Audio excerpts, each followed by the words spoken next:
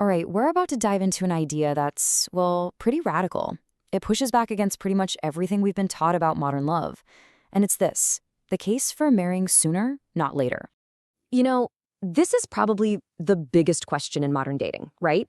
How long does it really take to figure out if someone is the one? Are we talking a year, 5 years, maybe even a decade? Because if we're being honest with ourselves, our current approach seems to say the answer is an incredibly long time.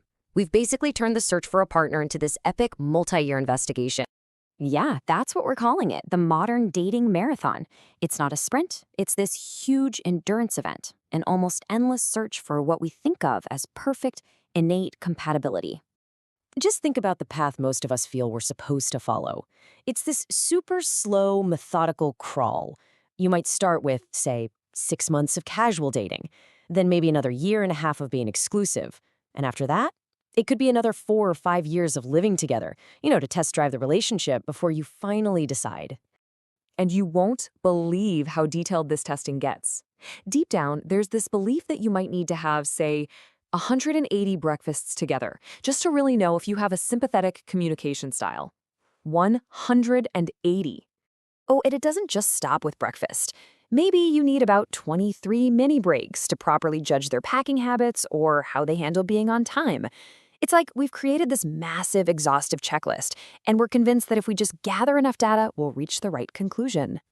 So what's really driving all of this? The crucial point is that our entire modern approach is built on this one idea: finding innate congruence.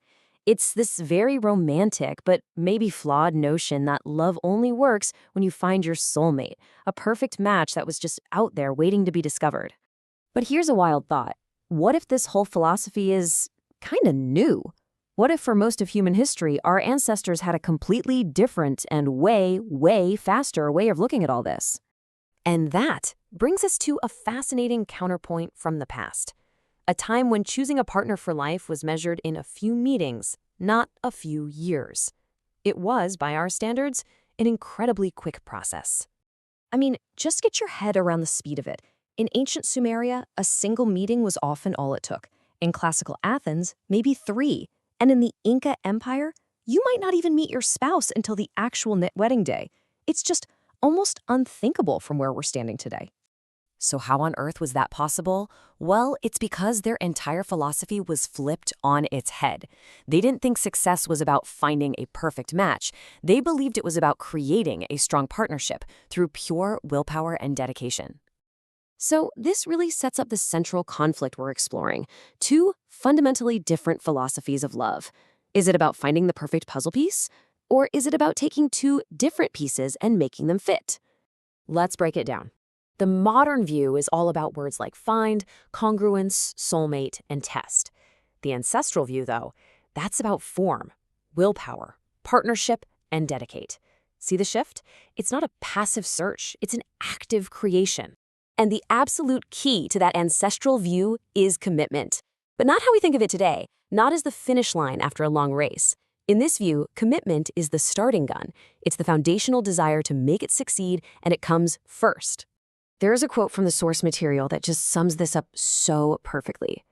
Compatibility was an achievement of love. It was not its precondition. Whoa, think about that for a second. It means you don't find compatibility and then fall in love. You commit to love, and then you build compatibility together. Okay, so let's dig into that a little more, this idea of the achievement of love. This is where we have to reframe that modern idea that working at it is somehow a red flag, a sign you might be with the wrong person. The fundamental mistake in our modern approach might be this expectation of perfection, this idea that there's a flawless person out there for each of us, and if we just search hard enough and long enough, we'll find them. That's actually where we get into trouble. Because here's the reality of any partner on earth.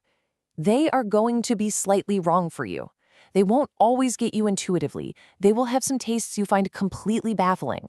And no, they will not be your spiritual twin who was separated from you at birth. And you know what? That's okay. And this, right here, might be the single most important point. Navigating those differences, working through disagreements, learning to live with their so-called unfortunate tastes, that stuff isn't an obstacle you have to clear before the real relationship can begin. That stuff is the relationship. That is the actual work of love. So when you boil it all down, what does it come to? It comes down to the power of deciding. According to this perspective, that's the one thing you really truly need for a lasting partnership. Simply put, we have just wildly exaggerated how important it is to find the right person. We've poured all our energy, all our anxiety into the search, into that endless testing phase.